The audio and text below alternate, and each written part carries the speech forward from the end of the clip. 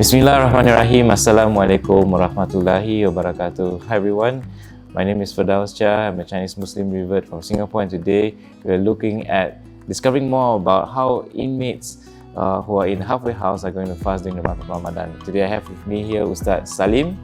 So maybe Ustaz Salim can introduce yourself. Yeah, hi everyone. I'm Ustaz Salim, and I'm the moral educator in Pertapis halfway house. Thank you for joining us, Ustaz Salim. Thank you for having me. Okay. So the first question I have for you, right? How do inmates in halfway house make up for their missed fast? Okay. When the inmates have missed their fast in the prison, so when they come to halfway house, they should try their best to pay back the missed fast by fasting, or if they're unable to do so, they can replace the fasting with the fidya, meaning that fidya is a form of payment, which is the amount which is defined by the religious council, and they would have to pay that amount per day that they miss their fast. Oh, so that's how you pay back fasting. So how they calculate this thing? If they are unable to recount or to remember how many fasts that they have missed, so they should try their best to estimate, meaning that on the safe side means that they have to make it more rather than make it lesser, and then they would have to try to fast in a halfway house during the fasting month. How do it come to this circumstance that you are unable to fast as an inmate in the halfway house? There are many reasons why they are unable to fast, right?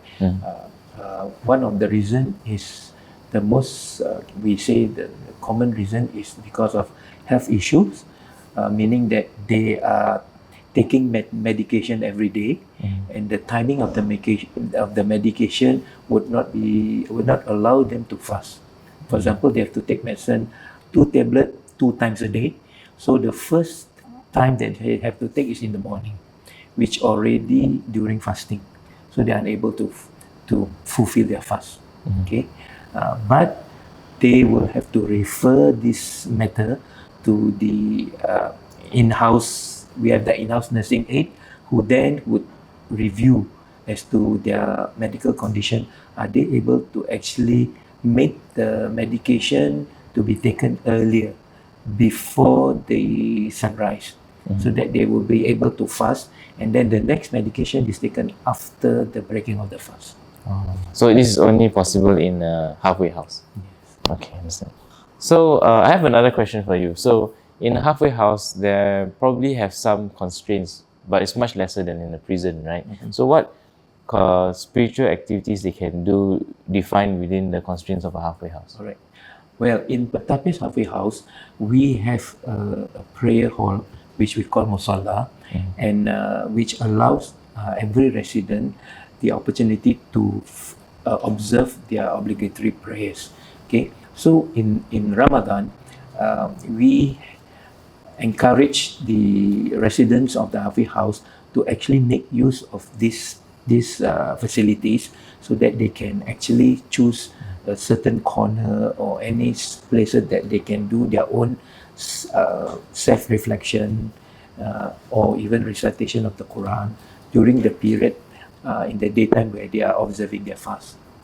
So there are also opportunities to join, for example, the tazkirah. We do have tazkirah after the afternoon prayer and the asar prayer.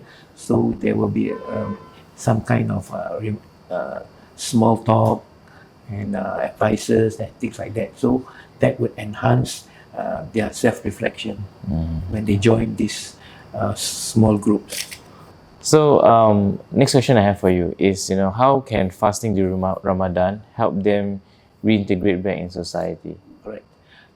First of all, you know that they are prisoners who actually still serving their sentence, but in a different environment, which is called the halfway house.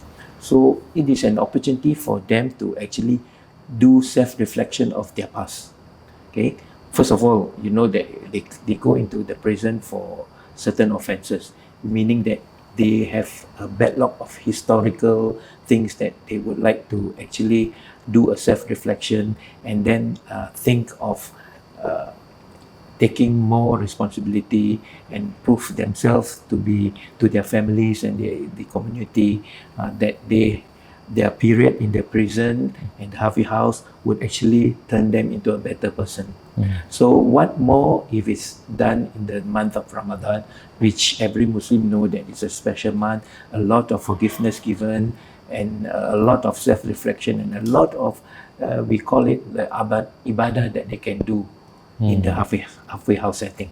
Oh, mashallah. Yeah, it's quite true, because Ramadan is also a good period for even for us who are not in halfway houses to reinvent ourselves and renew our faith. Yes. Yeah.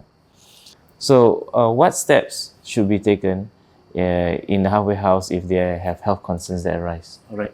This is quite a direct question. Or in the halfway house, if they are unable to fast because they have health concern, they have to actually make it clear to the management, or at least to the nursing aide, so that nursing aide would do a certain assessment, and if he's able to do an assessment, then he can make decision. Otherwise, he will do a referral to the polyclinic or to the doctor. Okay. But for the halfway house residents, they are not allowed to choose a private clinic, so they usually should go to the government polyclinic so that the doctor can give a better assessment of their health issues. Which means that if the doctor says that, oh, you still can fast, it's just that we adjust your medication taking time, then they can fast. But if the doctor says, oh, you cannot fast because of certain reasons, according to the record from the prison and also their assessment, then they will have to accept the fact that they are not able to observe the fast. What about like mental health issues? Mental health issues also, only the doctors in IMH can make the assessment. It can be just they have experienced certain trauma, so they will have like some depression, which technically we call that mental issues.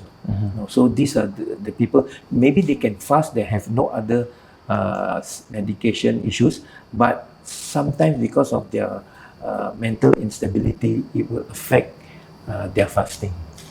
So the doctor can give a decision on that. MashaAllah. Okay.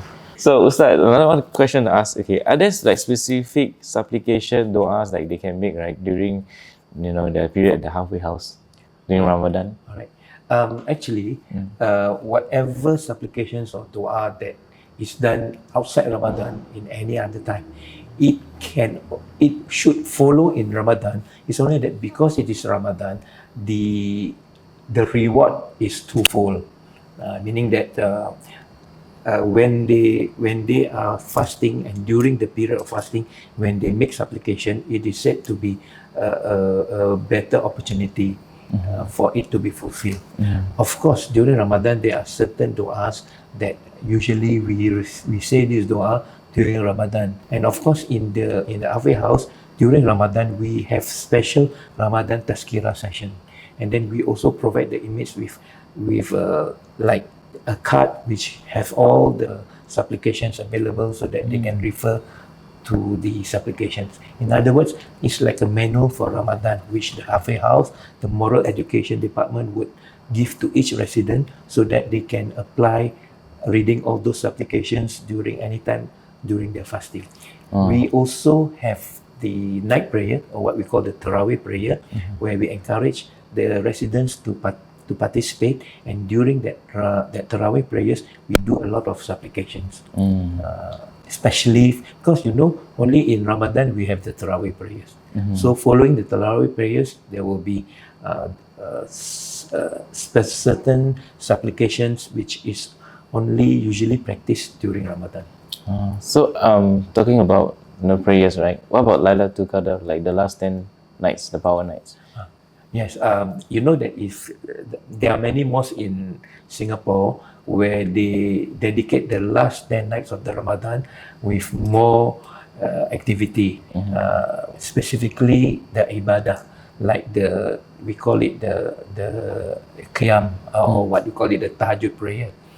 in the halfway house, we plan to also dedicate one night within that 10 nights to do a similar activity, to give the image and experience of doing the tahajjud or the qiyam. Because when they are in prison, they cannot do. The councils never go in during such time. But in the halfway house, we can actually follow what the mosques are doing. It's just that the inmates cannot go to the mosque every night. So we would choose one of the nights from the 10 nights, the last 10 nights, and we would do such activity so that we give the residents an experience. I think the residents now, when they are in halfway house, they need exposure to things like visit to the mosque and experience how the congregation in the mosque, so that it will give them a new sense when they are renewing their faith. Yeah, I think it's good because then at least they also can be spiritually enriched, right? Yes, right, that's right. So my last question for Ustad, what are some practical tips you can give someone who is coming out from this halfway house that they can continue on spiritually grow? Yes, that's a very good question, because that is exactly the reason why we have the halfway house as a bridge from life in prison before they are released to the community. So during this period in halfway house, we have a different phases, right? The phases, like when they come in, it's called the induction phase. Then they go to a treatment phase, and after treatment phase, they will be going into employment phase. So you can see that induction, treatment, and employment, meaning they are moving from a very tight situation until slowly they are released to go for jobs. Okay, and apart from this, we call it a designated outing. There are also opportunities for them to visit family, maybe on weekend or certain days, which we call them as an incentive hours that they can go out. So the question is, where does the inmate want to go when they leave the halfway house?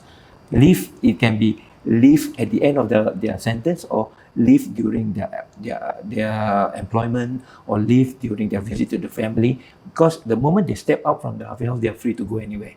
So in order for them to actually reintegrate positively to the community, they should avoid going to places which can trigger memory again.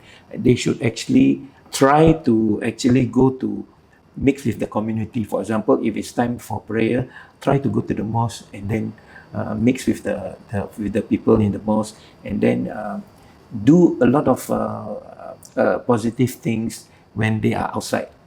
So that if they practice that daily, or every time they have a chance to leave the halfway house, at the end of the day, where they have the official day of release, where they will then leave the halfway house and they are no longer under the prison care, the prison system, then they would find themselves already ready to face all the challenges outside. I see, yeah. I think what Ustaz said is very important, right? Our environment also shape us. So like after you come back to society, if you can surround yourself with people who are good and who are practicing Islam properly, everything, then it will also help you to reintegrate back into society. So for Pertapis, you also have this like buddy system after yes, come of out. course.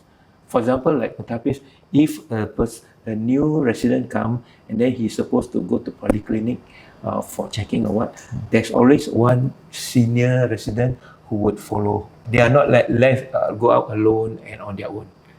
Thank you all for watching. I hope you enjoyed this session with Ustaz Salim. Inshallah, I will see you in the next episode of For Your Ilm, and may you have a blessed Ramadan. Assalamualaikum warahmatullahi wabarakatuh.